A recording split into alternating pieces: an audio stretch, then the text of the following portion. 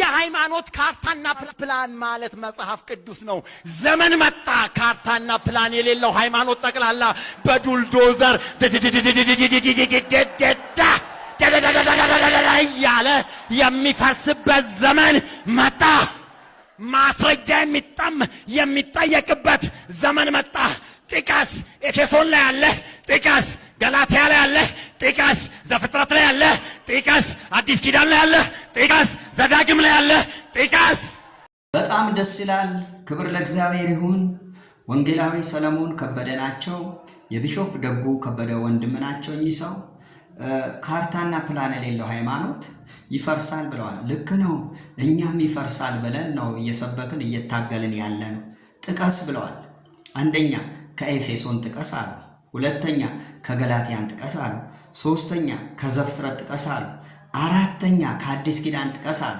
አምስተኛ ከዘዳግም ጥቀስ አሉ። አዘዋል። እስቲ ዛሬ እኔ ልጥቀስ። ኤፌሶን ምዕራፍ 1 ቁጥር 3 ልጥቀስ። በክርስቶስ በሰማያዊ ስፍራ በመንፈሳዊ በረከት ሁሉ የባረከን የጌታችን የኢየሱስ ክርስቶስ አምላክና አባት ይባረክ ይላል። ይሄን ያምኑ ይሆን ወንጌላዊ? አባት የለውም ራሱ አባት ነው ትላላችሁ። መጽሐፉ ደግሞ ጥቀስ ብለውኛል፣ ጠቅሻለሁ። አባት አለው ይሎታል። ምን ይሉታል እርሶ ይሄንን ጥቅስ?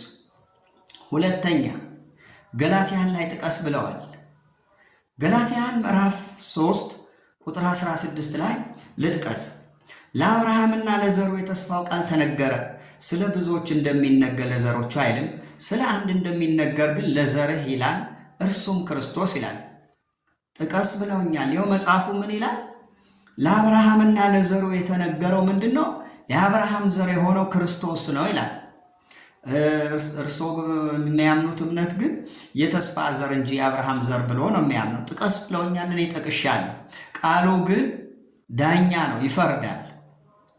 ሶስተኛ ከዘፍጥረት ጥቀስ ብለውኛል። ዘፍጥረት ምዕራፍ 3 ቁጥር 15 ልጥቀስ። በአንተና በሴቲቱ መካከል በዘርህና በዘሯ መካከል ጠላትነትን አደርጋለሁ፣ እርሱ ራስህን ይቀጠቅጣል፣ አንተም ሰኮናውን ትቀጠቅጣለህ ይላል። ዘፍጥረት ምዕራፍ 3 ቁጥር 15።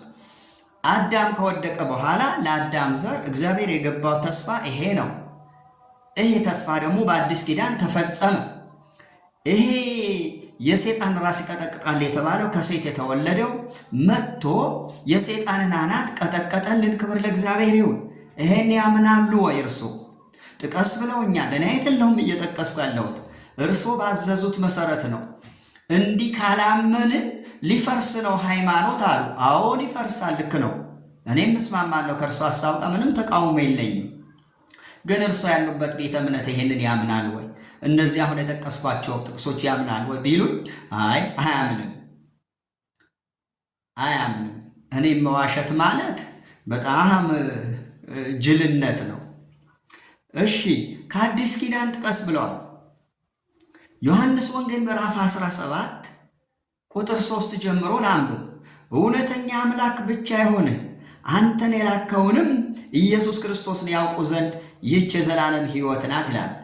ዮሐንስ 17:3 ላኪና ተላኪ አንድ ነው ብለው ነው እርሶም ያምኑት።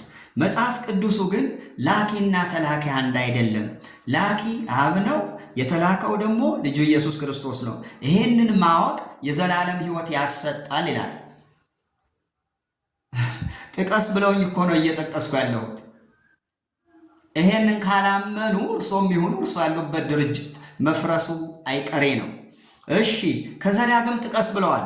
ዘዳግም ምዕራፍ 4 ቁጥር 2 እኔ ያዘዝኳችሁን የአምላካችሁን የእግዚአብሔርን ትእዛዝ ትጠብቃላችሁ እንጂ ባዘዝኳችሁ ቃል ላይ አትጨምሩም፣ ከእርሱም አታጎድሉም አለ። ክብር ለእግዚአብሔር ይሁን። አታጉድሉም፣ አትጨምሩም። ያዘዝኳችሁ ቃል አለ፣ የተናገርኳችሁ ነገር አለ። በሕጉ መጽሐፍ ነው የተጻፈው። ሙሴ ነው ይሄንን ክፍል የጻፈው። እግዚአብሔር ይመስገን። እና አትጨምሩ ደግሞም አታጉድሉ ብሏል። እርሶ እንግዲህ ጥቀስ ብለዋል።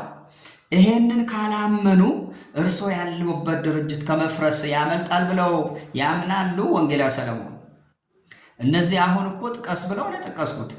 እስቲ ለዚህ ምን አይነት መልስ ነው የሚሰጡን? መልስ ካሉት የእርሶ መልስ ጠብቃለሁ። ሰላም ያገናኘን። ቄስ ኃይሉ ዘሪሁን ነኝ።